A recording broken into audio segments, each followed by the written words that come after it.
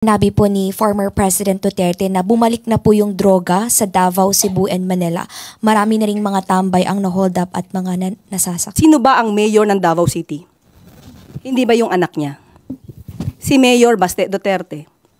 So ang ibig bang sabihin nun, napaka-inefficient ng anak niya? Anak niya ang namumuno sa Davao City. Bakit ganun ang kanyang lungsod? Nung naniwala tayo halos sa mga sumuporta sa kanya, tinawag tayong stupid. So pag naniwala ba tayo ulit sa sinasabi niyang ito, baka mapagkamalan niya tayo ulit at tawagin tayong stupid.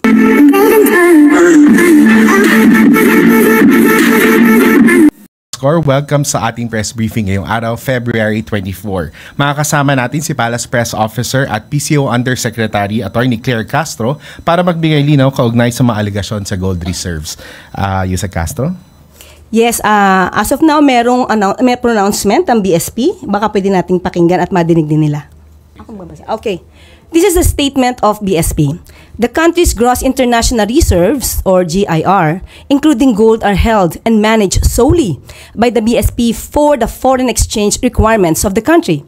When BSP sells gold, the proceeds revert to and stay within the GIR.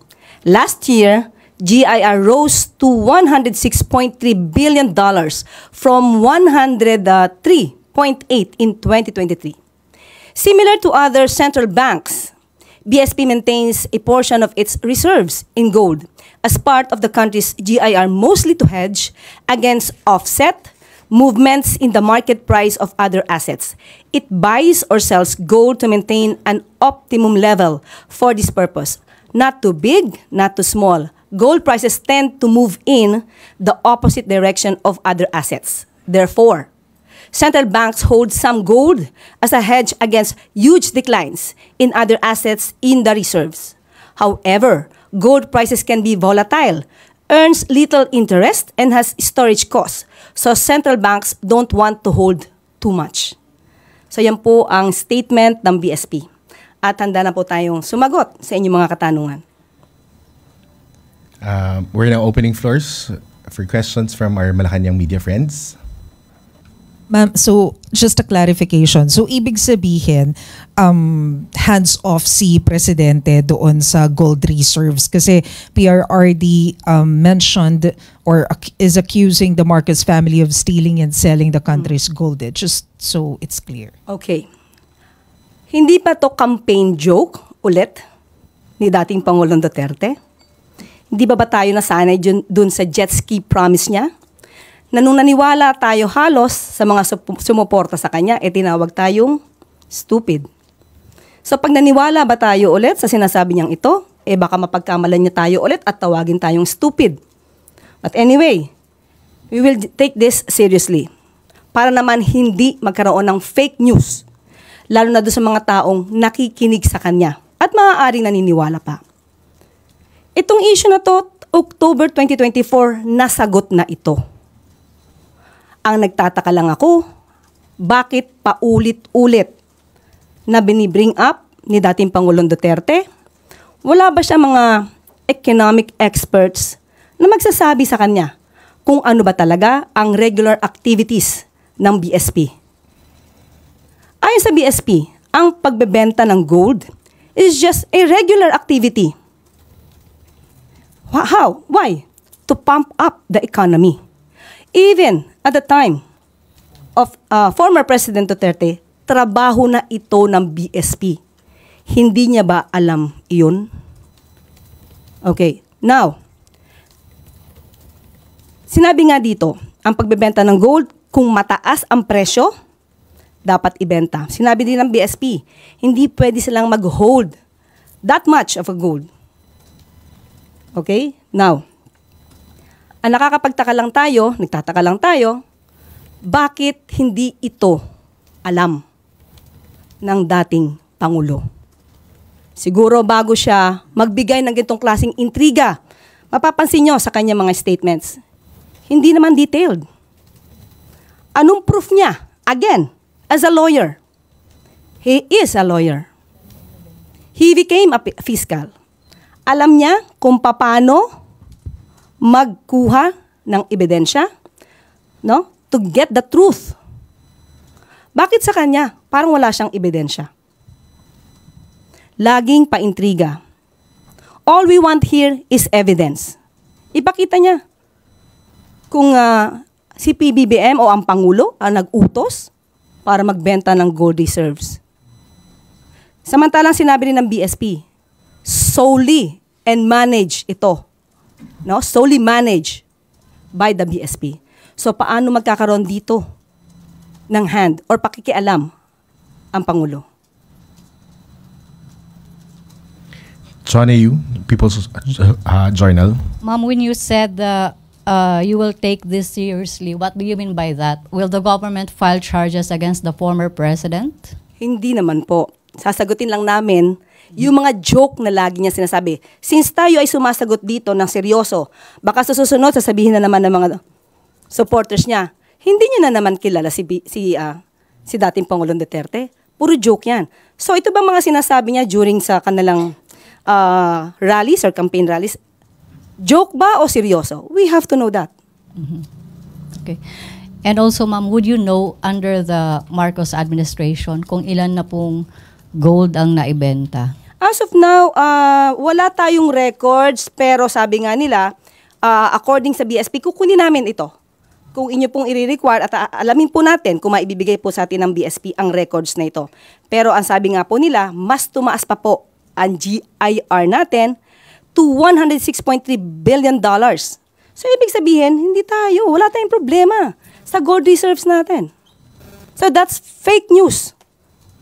Ang sinasabi nila ay fake news or, mas formal na word, disinformation. Thank you, ma'am. Thank you. Next question, please.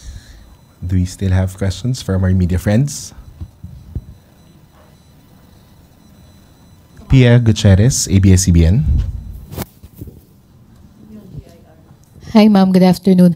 Ma'am, in responding sa sagot nyo kanina regarding yung naunang statement ni dating Pangulong Duterte, si former Chief Presidential Legal Counsel,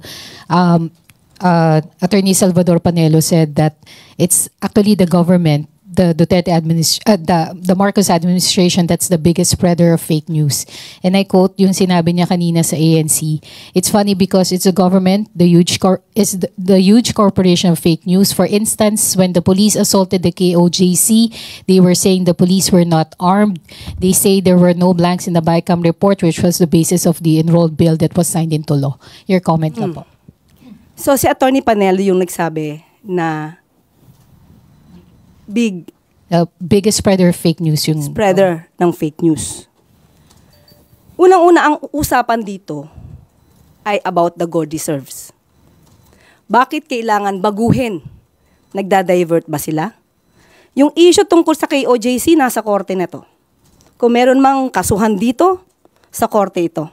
Ang pinag-uusapan natin dito, yung sinabi ni dating Pangulong Duterte patungkol sa gold reserves na walang anumang basihan.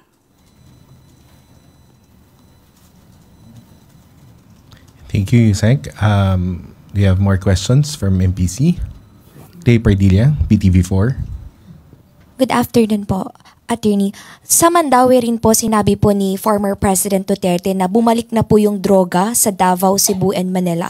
Marami na ring mga tambay ang na-hold up at mga nasasaksak. Reaction po dito. Davao, including Davao City? Oh, okay. Kung Davao City pinag-uusapan natin, sino ba ang mayor ng Davao City? Hindi ba yung anak niya? Si Mayor Baste Duterte. So, ang ibig bang sabihin nun, napaka-inefficient ng anak niya? Again, ulitin natin, nasaan ang data patungkol rito? At tandaan natin, nung panahon niya, at least ngayon may record kung may namamatay, nung panahon niya, menong bang nare-record doon sa mga biglang nawawalang mga tao? Tanong lang natin yon. So, dapat yun siguro, alamin din niya. Pero as of now, sabi nga natin, anak niya ang namumuno sa Davao City. Bakit ganun ang kanyang lungsod? Ivan Marina, GMA7. Yusek, kakapanumpa niyo pa lamang po ngayong araw na ito as undersecretary and palace press officer. And you come out with guns blazing. Ito na ho ba ang magiging communication stance ng Administrasyong Marcos starting today? Siguro ganito lang po talaga ako. When it's for the truth, ilalaban natin yan. Wala tayong, hindi tayo magsasagwa ng anumang fake news. Basta kaya maalab ang damdamin natin sa pagsasalita is because we know we are fighting for the truth. Do you think it has come to a point that the administration needs to take this, firmer stance against fake news because it has already gone to worrisome levels? Yes. We have to fight for that. We have to fight against fake news. Otherwise, yung mga tao na naniniwala sa kanila, maiiba ang isip nila. Maiiba ang diskarte nila. It is our obligation, especially tayo, mga taga-media. Dapat nating iparating sa taong bayan ano ba ang katotohanan. Iwasan natin yung mga intriga na walang basihan. As of now, kasi puro intriga eh. Puro intriga ang pinapasok sa utak natin. At nakakasira ito sa bansa, sa ekonomiya. Hindi po ba? Thank you. Maricel Halili, News 5. Hi ma'am, good afternoon once again. Ma'am, just so mas maintindihan po namin yung mandate ninyo, are you also considered as the presidential spokesperson? I am not a spokesperson because the president will be speaking for himself. Okay, ang mandato ko is to explain, to expound anuman ang pronouncements, direktiba ng palasyo and Pangulo. But I will not consider myself as a spokesperson. Ano po ba ang difference ng press officer sa spokesperson and press briefer? Okay.